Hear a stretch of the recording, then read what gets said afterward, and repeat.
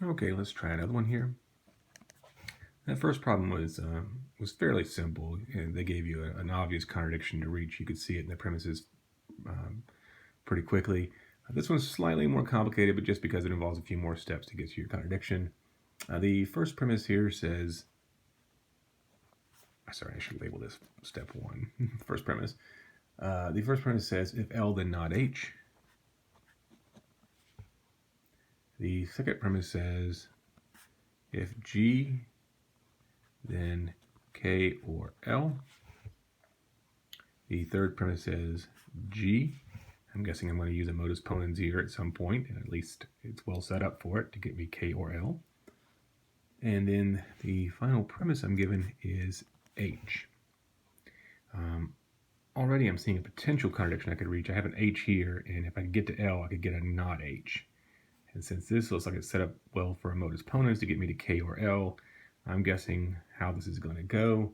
The conclusion I'm supposed to reach is apparently K, which means I'm going to be assuming not K for my assumption for indirect proof. And already I can see what I'm looking for here. Again, recall, looks like G is going to get me K or L. If I'm assuming not K, I'll be able to use disjunctive syllogism, leaving me with just L. L gets me not H by modus ponens, and here's my H. That'll give me a contradiction. So this should be a fairly straightforward one as well, just with a few more steps. So first I will make my assumption for indirect proof, which is going to be not K. Right? The conclusion again is K, so I'll assume it's wrong, not K. Right? Then that'll be the assumption for indirect proof. Right? Once I have K, now I can get do my modus ponens here and get K or L from 2 and 3 modus ponens.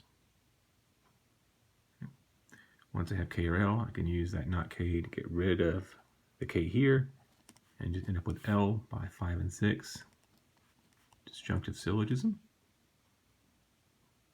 All right, 5 and 6 disjunctive syllogism. Once I have L, I can use modus ponens on 1. So line 8 should say not H. From line 1, line 7, modus ponens. And if you recall again, here's H. So now I have H and not H. And that's a contradiction. That's line 4, line 8, and conjunction. Right? That's a contradiction, so now I know that 5 is, line 5 here, the assumption is false. Now here's be a little bit careful.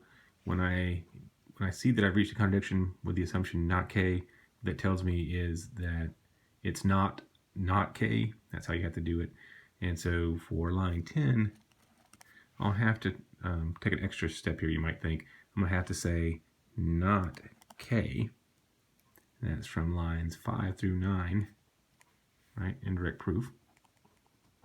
And, I'm sorry, not K. Not K.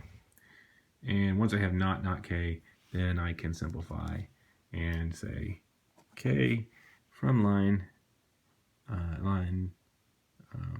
10, double negation.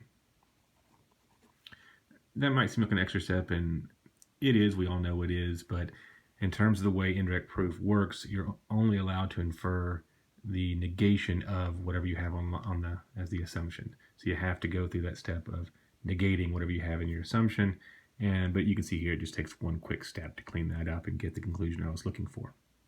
All right, so there's the whole proof.